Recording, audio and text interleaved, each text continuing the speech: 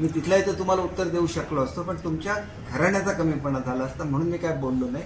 मी शांतपणे तुम्ही आता बोलला म्हणून मी उत्तर देतो, नाहीतर मी उत्तर सुद्धा दिलं नसतं, कारण मी वरिष्ठांची चर्चा करणार होतो. मला ही गोष्ट एवढी खटकलेली आहे की महाराष्ट्रासाठी मी जे काय केलं एज्युकेशन डिपार्टमेंटमध्ये आताच्यापर्यंत महाराष्ट्राच्या इतिहासामध्ये कधी झालेलं नव्हतं.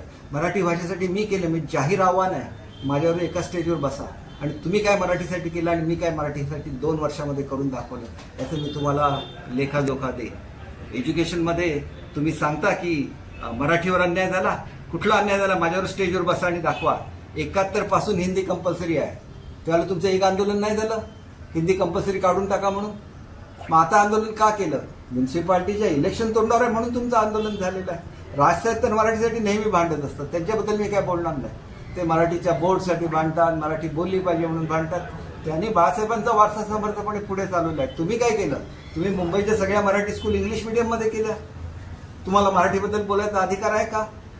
याचा विचार झाला पाहिजे. मला प्रत्येक गोष्टीची माहिती असते. माझं तेवढं वय आहे, माझा तेवढा अभ्यास आहे, माझं तेवढं काम आहे. भले मंत्री नसल्याबद्दल मी कधीही नाराजी व्यक्त केलेली नाही, पण माझं एवढं काम एज्युकेशन किंवा मराठी भाषेमध्ये दुसऱ्या कुठल्याही मंत्र्यांनी करून दाखवलेलं मला दाखवावं. मी माझ्या राजकीय जीवनातून निवृत्ती पत्करेन. आणि म्हणून मला एवढंच सांगायचं आहे की दुसऱ्याबद्दल आदराने बोला. उगाच फालतूपणा म्हणून ह्याच्यावर बसून जिन्यावर बसून ज्यावेळेला तुम्ही आंदोलनं करता त्यावेळेला त्याला एक डेप्थ असते. ते तुम्ही आंदोलन तुमच्या विषयापुरतं बोला. तुम्हाला विरोधी पक्ष नेतेपद पाहिजे तर त्याच्यापुरतं बोला. कोणाबद्दल घोषणा देतात? ज्यांनी काहीतरी एज्युकेशन डिपार्टमेंटमध्ये करून दाखवलं त्याच्याबद्दल घोषणा देतात आणि लोकांचा गैरसमज करता. हे सहन करणारा मी मनुष्य नाही. मी मुख्यमंत्री साहेबांची अपॉइंटमेंट मागितलेली आहे, शिंदे साहेबांची अपॉइंटमेंट मागितलेली आहे की याच्यावर काय बोलायचं. नंतर मला बोलायचं, त्यांनी एकदा मोकळीक दिली तर मी सुद्धा बोलायला मोकळा. मी कोणाला घाबरत नाही आणि घाबरलो असतो तर एवढं मोठं राजकारण कधी आयुष्यात करूच शकलो नसतं. आणि एक गोष्ट मी तिथल्या इथं तुम्हाला उत्तर देऊ शकलो असतो, पण तुमच्या घराण्याचा कमीपणा झाला असता म्हणून मी काय बोललो नाही. मी शांतपणे तुम्ही आता बोलला म्हणून मी उत्तर देतो, नाहीतर मी उत्तर सुद्धा दिलं नसतं, कारण मी वरिष्ठांची चर्चा करणार होतो. मला ही गोष्ट एवढी खटकलेली आहे की महाराष्ट्रासाठी मी जे काय केलं एज्युकेशन डिपार्टमेंटमध्ये आताच्यापर्यंत महाराष्ट्राच्या इतिहासामध्ये कधी झालेलं नव्हतं.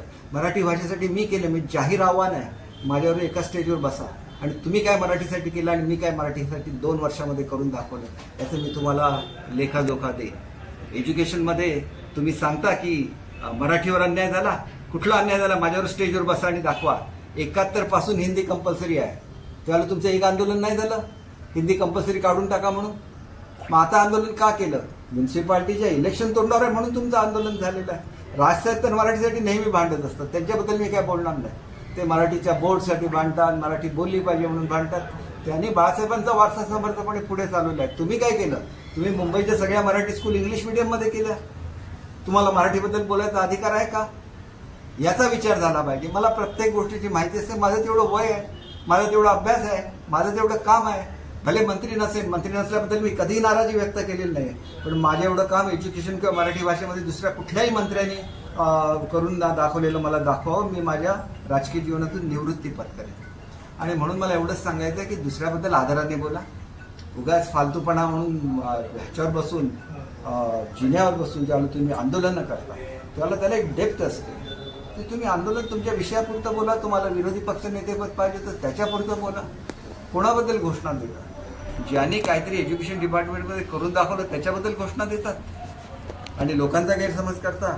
हे सहन करणारा मी मनुष्य नाही. मी मुख्यमंत्री साहेबांची अपॉइंटमेंट मागितलेली आहे, शिंदे साहेबांची अपॉइंटमेंट मागितलेली आहे की याच्यावर काय बोलायचं. नंतर मला बोलायचं, त्यांनी एकदा मोकळीक दिली तर मी सुद्धा बोलायला मोकळा. मी कोणाला घाबरत नाही आणि घाबरलो असतो तर एवढं मोठं राजकारण कधी आयुष्यात करूच शकलो नसतं. आणि एक गोष्ट मला तुमचं भरलं जात नव्हतं. एवढा नारायण राणेंचा दरार होता या ठिकाणी. तुम्हाला हॉटेलमध्ये जागा दिली जात नव्हती. तुम्ही त्यावेळेला बाळासाहेब होते आणि बाळासाहेबांचा दरारा एवढा मोठा होता. संपूर्ण मुंबईवर बाळासाहेबांचं राज्य होतं, पण सिंधुदुर्गमध्ये त्यांच्या गाडीमध्ये पेट्रोल नाही. त्यांना ह्याच्यामध्ये गोव्यात जाऊन पेट्रोल भरायला लागत होतं. एका हॉटेलमध्ये त्यांना जागा मिळू शकली नाही. तिथं मी लढा दिला. तुम्ही काय केलं? यूज अँड थ्रो केलं ना. असं नाही चालत राजकारणामध्ये. मी सुद्धा त्यावेळेला राणेसाहेबांचा दरार होता. त्यांच्याशी काय माझी व्यक्तिगत शत्रुत्व नव्हतं. त्यांचे कार्यकर्ते वाईट वागत होते म्हणून मी तो लढा दिला. मग हे सगळं असताना तुमची हिंमत नाही झाली.